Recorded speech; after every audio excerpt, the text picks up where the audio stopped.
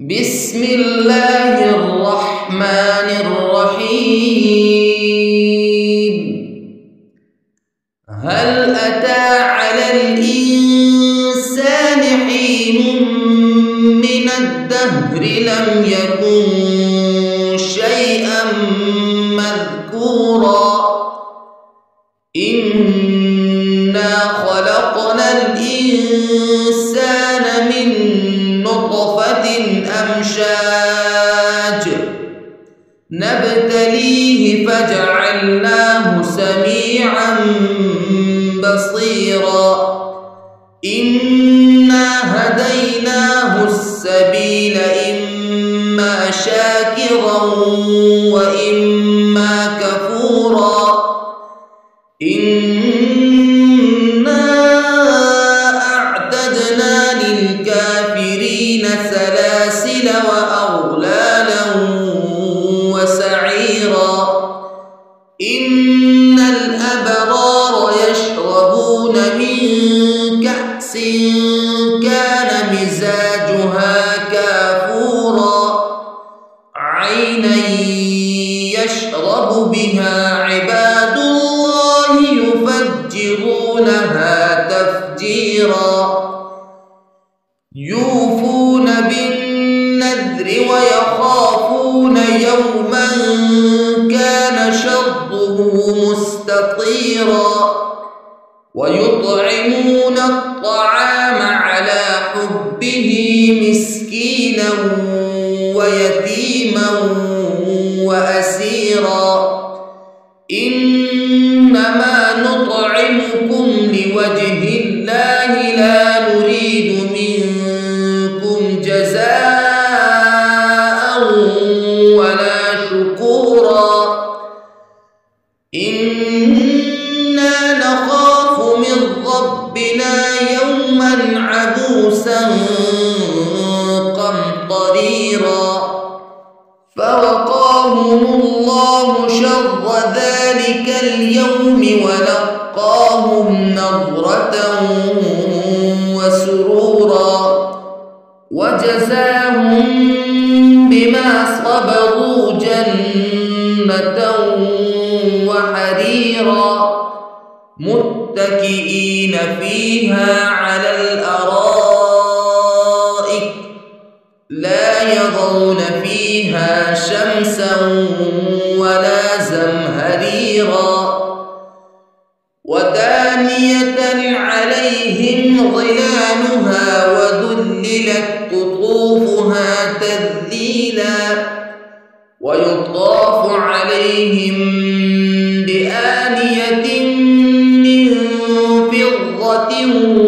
وأكواب كانت قوارير من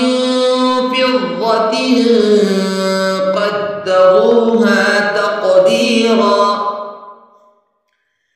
ويسقون فيها كأسا كان مزاجها زنجبيلا عينا فيها تسمى سلسبيلا ويطوف عليهم ولدان مخلدون إذا رأيتهم حسبتهم لؤلؤا منثورا وإذا رأيت ثم رأيت نعيما وملكا كبيرا عاليهم ثياب سندس خضر واستبرق وحلوا أساور من فضة وسقاهم ربهم شرابا طهورا إن هذا كان لكم جزاء وكان سعيكم مشكورا إنا نحن نزلنا عليك القرآن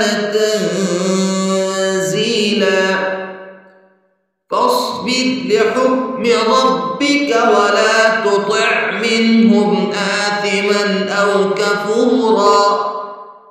واذكر اسم ربك بكرة وأصيلا ومن الليل فاسجد له وسبحه ليلا طويلا إن هؤلاء يحبون العاجلة ويذرون وراءهم يوما ثقيلا نحن خلقناهم وشددنا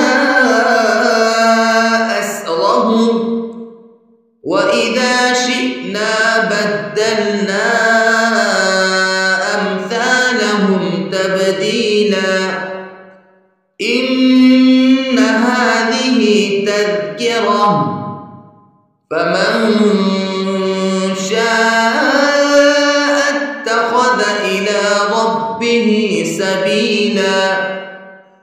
وما تشاءون إلا أن يشاء الله إن الله كان عليما حكيما يدخل من يشاء في رحمته